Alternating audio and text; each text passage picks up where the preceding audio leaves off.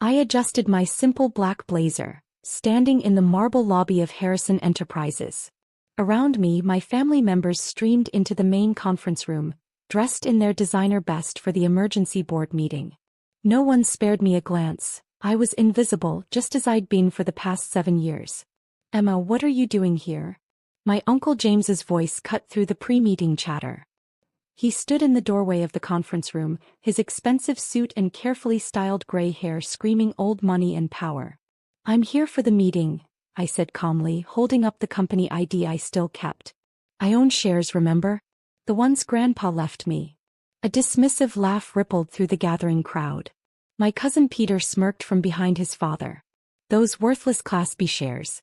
They don't even give you voting rights anymore." He was right. 7 years ago, when I'd refused to sell my small inheritance of company shares, the board led by Uncle James had voted to convert them to non-voting stock. It was their way of ensuring I'd never have a say in the family business. "This is a critical meeting," Uncle James said, straightening his Italian silk tie. "This is for successful family members only. People who understand business." The irony of his words almost made me laugh. If only he knew why this emergency meeting had been called. If only he knew who really held the cards. But I started, playing my part perfectly. "You what?" My cousin Amanda cut in, her diamond bracelet catching the light as she gestured dismissively. "You'll contribute your vast experience from working at that little investment firm? What do you even do there? Secretary?" More laughter. They had no idea that my little investment firm was just a front, that I was actually the founder and CEO of Phoenix Capital, one of the most secretive and successful investment companies in the country. The same company that had just acquired 45% of Harrison Enterprises through a series of shell corporations. "This meeting is about saving the company," Uncle James said firmly. "Something you wouldn't understand. Now, if you'll excuse us, we're expecting an important investor." He closed the door in my face, the heavy wood making a satisfying thud. I checked my watch, right on schedule. I walked to the elevator, pressed the button for the top floor and entered my private office, the one none of them knew existed. Inside, I changed from my simple blazer into an Armani suit worth more than Uncle James's car. My assistant Claire was waiting. "Everything's ready," she said, handing me a leather portfolio. "They have no idea Phoenix Capital is you. The paperwork is prepared exactly as you wanted it." I opened the portfolio, reviewing the documents one last time. Acquisition papers, voting rights transfers, new board appointments, everything I needed to take control of Harrison Enterprises. "How much time do I have?" I asked, although I already knew the answer. "They're all assembled in the conference room," Claire replied, a small smile playing on her lips. "Mr. Harrison is about to announce the company's financial crisis. Then you're expected to make your grand entrance as the mysterious CEO of Phoenix Capital." I nodded, thinking back to 7 years ago. I just graduated with my MBA, full of ideas about modernizing Harrison Enterprises. But Uncle James and the rest of the family had laughed me out of the boardroom. "Leave the business to the men," they'd said. "Focus on finding a husband instead." So I had left, taking my small inheritance and grandmother's advice about patience. I'd built Phoenix Capital from nothing, operating in complete secrecy, watching as my family's arrogance slowly drove Harrison Enterprises toward bankruptcy. Now they needed a savior, and they had no idea that the mysterious billionaire investor they'd been courting was the same person they'd just kicked out of their meeting. "Send the signal," I told Claire. "It's time for the CEO of Phoenix Capital to make an appearance." She pressed a button on her phone, sending a message to the boardroom that their potential savior had arrived. I gathered my documents and stood before the mirror, checking my reflection. Gone was the invisible cousin in the simple blazer. In her place stood a woman worth billions, about to buy out the family that had underestimated her for so long. "Ready?" Claire asked, holding the door. I smiled, thinking of Uncle James's smirk as he closed the door in my face. "Oh yes," I said. "I've been ready for 7 years." The corridor to the conference room had never felt longer. With each step I could feel the weight of 7 years of planning, of silent victories and patient waiting, carrying me forward. Behind those doors, my family was about to learn a very expensive lesson about underestimating the wrong person. I paused at the entrance, straightened my suit and nodded to Claire. It was time for the mystery investor to make her entrance. Time to show them exactly who they'd kicked out of their meeting. The conference room fell silent as I walked in. Uncle James stood at the head of the table, mid-sentence about the company's dire financial situation. His face lit up when he saw me, not with recognition but with desperate hope. After all, in this suit, with my hair elegantly styled and my posture radiating power, I looked nothing like the failed cousin they'd dismissed minutes ago. "Ladies and gentlemen," Claire announced from behind me, "allow me to introduce the CEO of Phoenix Capital." I surveyed the room, savoring the moment. My cousin Peter had stopped texting under the table. Amanda's perfectly manicured hand froze halfway to her mouth. Uncle James practically tripped over himself rushing to greet me. "We're so honored to have you here," he gushed, extending his hand. "I'm James Harrison, CEO of Harrison Enterprises." I let him hold out his hand for just a moment too long before taking it. "For now," I said quietly, watching confusion flicker across his face. Taking my place at the head of the table, his place, I opened my portfolio. "Shall we discuss why Harrison Enterprises is worth saving?" "Of course." Uncle James recovered quickly, retaking his seat. "As you can see from our projections." "Your projections are wrong," I cut him off, sliding financial documents across the table. "Your company is bleeding money faster than you're admitting.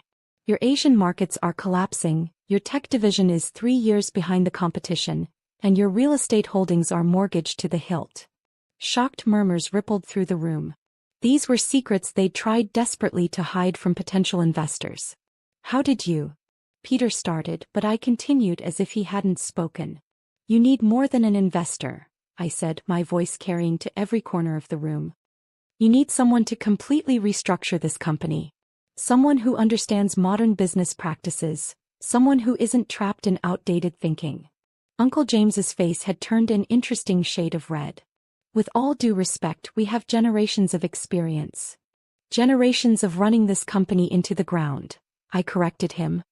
"Would you like to know your current market value? It's less than 1/3 what it was 7 years ago." 7 years. I saw the number register with some of them. 7 years since they'd laughed me out of this very room. "Phoenix Capital is prepared to acquire a controlling interest in Harrison Enterprises," I continued, sliding more documents across the table. "We already own 45% through various subsidiaries. This offer is for an additional 15%. 60%? Uncle James sputtered. "But that would mean Phoenix Capital, that I would have complete control of the company." I smiled, watching comprehension slowly dawn on their faces. "Including the right to appoint a new board of directors and CEO."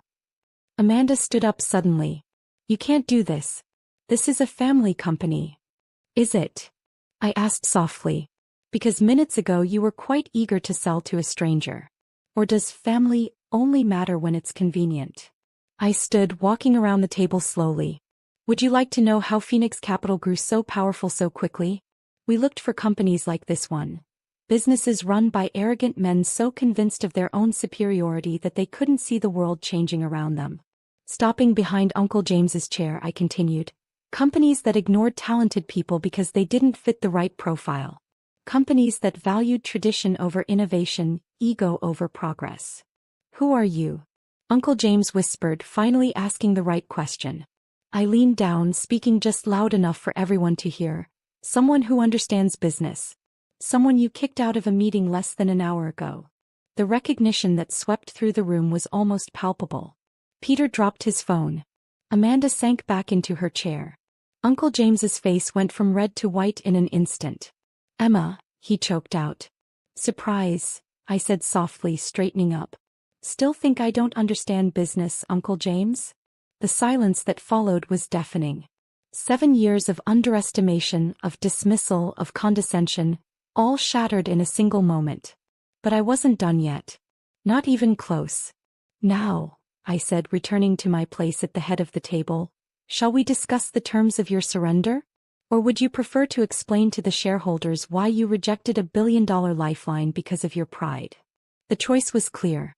And as I watched my family's empire crumble before me, I couldn't help but think that sometimes, revenge is best served in a designer suit with a side of hostile takeover. The next hour was a masterclass in corporate dismantling. One by one, I laid out the terms of Phoenix Capital's takeover. My family sat in stunned silence as I systematically stripped away their power, their privileges, and their illusions of control. First, I said, pulling out another document, all current board members will tender their resignations effective immediately. You can't just dash, Peter began. I can and I will. I slid the resignation letters across the table. Sign them now, or I'll call an emergency shareholder meeting and have you removed publicly. Your choice. Uncle James stared at the paper in front of him, his hand trembling slightly. Everything I built. Everything you inherited, I corrected him.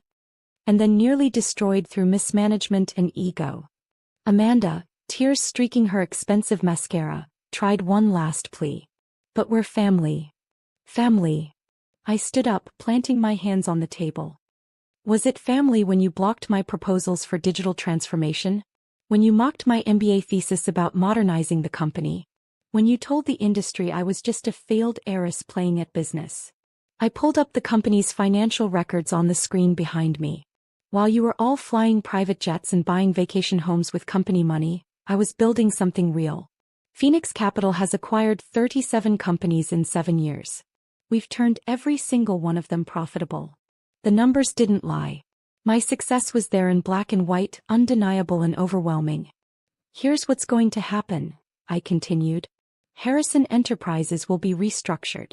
The old board is out. The nepotism ends today. From now on, positions will be earned, not inherited. I pressed a button and Claire entered with a new stack of documents. These are your severance packages. Generous ones, provided you sign non-disclosure agreements and leave quietly. And if we refuse? Uncle James asked, finding his voice at last. I smiled, pulling up another document on the screen. Then I released the audit findings to the SEC. The hidden accounts, the manipulated books, the insider trading, all of it. The color drained from his face. He knew I had him. Had all of them. You've been planning this for years, Peter said, realization finally dawning. All those quiet investments, the shell companies. 7 years, I confirmed. Long enough to watch you run this company into the ground. Long enough to build Phoenix Capital into something powerful enough to swallow Harrison Enterprises whole. I walked to the window looking out over the city skyline. You know what the funniest part is? If you had listened to me 7 years ago, none of this would have been necessary. My proposals would have saved the company. But you couldn't see past your own prejudices. Turning back to face them, I saw something I'd never seen before in their eyes. Respect tinged with fear. You have until the end of the day to sign those papers, I said. After that, the offer expires and I do this the hard way. One by one they signed. Uncle James was last, his signature shaky but legible. Claire, I called, please escort the former board members out. Their building access will be revoked effective immediately. As they filed out, defeated and shell-shocked, Uncle James paused at the door. Emma, I underestimated you. We all did. Yes, I said simply. You did. The door closed behind them, leaving me alone in the conference room where, 7 years ago, they'd crushed my dreams of running the family company. My phone buzzed a news alert. The market had already caught wind of the takeover. Harrison Enterprises stock was soaring on news of the Phoenix Capital acquisition. I sat down in the CEO's chair, my chair now, and opened my laptop. There was work to be done. A company to rebuild. A legacy to reshape.